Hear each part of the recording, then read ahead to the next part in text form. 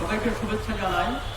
মান্না ভাই যখন নেতানুকে পিটানোর অভিপ্রায় ব্যক্ত করছিলেন, ক্ষোভ ছাড়ছিলেন, তখন আমার মনে হচ্ছিল যে বাংলা সেই প্রবাদ যে ছাগল কুদে খুঁটির জোরে। তো আসলে এই যে ছাগল কোন খুঁটি, সেই খুঁটি হচ্ছে মার্কিন সাম্রাজ্যবাদ, সেই খুঁটি হচ্ছে ট্রাম্প প্রশাসন। অতএব ট্রাম্প প্রশাসনকে বাদ দিয়ে ইসরায়েলকে মোকাবেলা করার কোনো সুযোগ নেই। আজকে আমাদেরকে বোঝা দরকার যে কেন, কি অপরাধ তারা করেছিল, কেন ওখানে তাণ্ডবটা চলছে। এর কারণ একটাই, তারা হচ্ছে তেল সমৃদ্ধ আরব ভূমির সন্তান। অর্থাৎ আরবে মার্কিনের একটা ঘাঁটি দরকার ছিল, পশ্চিমাদের একটা ঘাঁটি দরকার, এবং আরবে যুদ্ধ দরকার। এবং এই যুদ্ধ টিকে থাকলেই তারা অল্প দামে, পানির দামে তেল কিনতে পারে। এটা কি করে সম্ভব হয়েছে? এর বিরুদ্ধে যে আরবরা প্রতিবাদ করে নাই তা নাই, তারা প্রতিবাদ করেছে।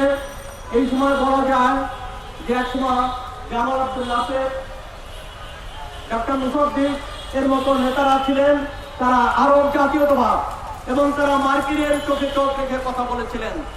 তারা তেল, সেদিন তারা তেল জাতীয়করণ করেছিলেন, কিন্তু আজকে সেই শাসকদের সেই সাহস নেই।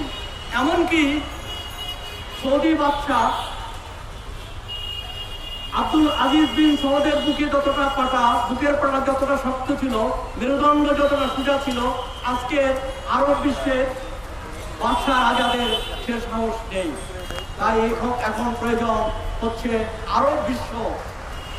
এখন এই সংগ্রাম যদি আরবরা, ধরুন আমি জানি গাজা ফিলিস্তিনিরা পরাজিত হবে না, তারা জিতবে একদিন, কিন্তু যদি পরাজিত হয় তাহলে সেটা আরব বিশ্বের জন্য সেটা হবে এক ভয়াবহ ঘটনা।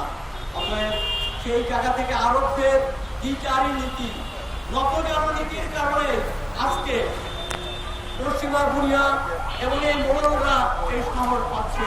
অতএব আরব সরকার যে সারা পৃথিবী আরো ঐক্যবদ্ধ হওয়া দরকার, সারা দুনিয়া ঐক্যবদ্ধ হওয়া দরকার। আপনারা বলতে পারেন ঐক্যবদ্ধ হলে এই ধরনের প্রতিবাদ করলে কি লাভ? হ্যাঁ, প্রতিবাদের লাভ হয়।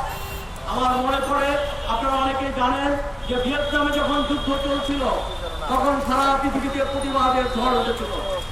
সেই ঝড় খোদ মার্কিন মূল্যকেও লেগেছিল, এবং যে কারণে অনেক মার্কিন সৈন্য সেদিন ভিয়েতনামে গুলি করতে রাজি হয় নাই, এবং সেখানে তারা বিদ্রোহী হয়েছিল। আজও আমার মনে পড়ে যে সময় এসছে আবার এই ইসরায়েলেও, এই গাজাতেও ইসরায়েলি সৈন্যরা, বিবেকবান ইসরায়েলি সৈন্যরা তারা অস্ত্র ঘুরিয়ে ধরতে পারে।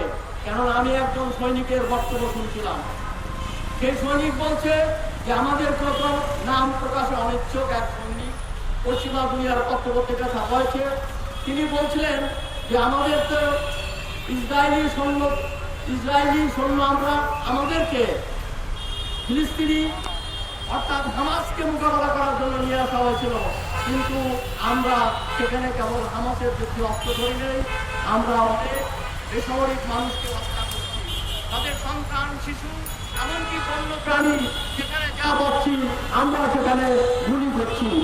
অর্থাৎ যে এই গুলি করার, তো এটা তাদের বিবেকের তাড়না থেকে এই কথাগুলো সৈনিক বলেছেন। আমার মনে হয় যে আগামী দিনে এমনই করে ঝড় দরকার, যে ঝড় মানুষকে বিবেককে জাগ্রত করতে পারে। এবং যেমনই করে ভিয়েতনামের যুদ্ধ থেকে মার্কিনী সেনারা অস্ত্র ঘুরিয়ে ধরেছিল, অস্ত্র গুলি চালাতে রাজি হয়নি, আমার মনে হয় সেদিন একদিন আসতে পারে। আজকে আমরা আসার কথা, আজকে আমরা সেই স্বপ্ন আমরা এই জন্য দেখতে চাই যে আজকে সারা দুনিয়ায় যে নো ওয়ার্ক নো স্কুল, যে গতকাল সারা দুনিয়ায় যে ঝড়টা উঠল, এই ঝড়টা খুব মার্কিন মুল্লুক থেকে উঠেছে। অর্থাৎ মার্কিন মুল্লুকে যে ঝড় উঠেছে, সেই ঝড় আফ্রিকা, সেই ঝড় এশিয়া, বাংলাদেশ, সারা দুনিয়ার একাকার। অতএব আমরা সারা দুনিয়ার মানুষের সঙ্গে আমরা যদি এই আওয়াজটা তুলতে পারি যে পৃথিবীটাকে মানুষের বাসযোগ্য করতে চাই, আমরা আবার দুনিয়া থেকে ইসরায়েলিদেরকে হাত দুটাকে বাধ্য করতে চাই চাই। এখানে দুর্ভাগ্যজনক হলো যে 1948 সালে যখন এখানে ইসরায়েলিদেরকে বসানো হলো, তারা ডেকে বলতো, তখনও কথা ছিল যে 2 রাষ্ট্রনীতি, অর্থাৎ ইসরায়েল একটা রাষ্ট্র হবে এবং ফিলিস্তিনের একটা রাষ্ট্র হবে। এখন মার্কিন সাম্রাজ্যবাদ সবাইকে নীতি থেকে সরে গেছে। এখন ট্রাম্প সাহেব বলছেন যে তাদেরকে ওখান থেকে ফিলিস্তিনদেরকে সরিয়ে অন্য দেশে পাঠাতে হবে, তাহলে তারা এই যে এক রাষ্ট্রনীতি, এটার মধ্যে কোনো সমাধান নেই। তাই আজকে সমাধান একটাই, সাহসটা আমাদের পুরো দরকার। সেটা হচ্ছে 1967 সালের যুদ্ধের আগে যে অবস্থায় ছিল সেই অবস্থায় তাদের জায়গা ফিরিয়ে দিতে হবে এবং এখানে এই সমাধানের মূল সূত্র নিহিত।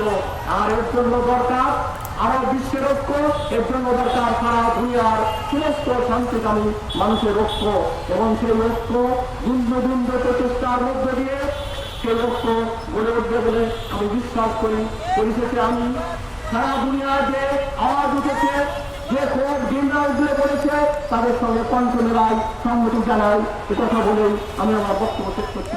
ধন্যবাদ।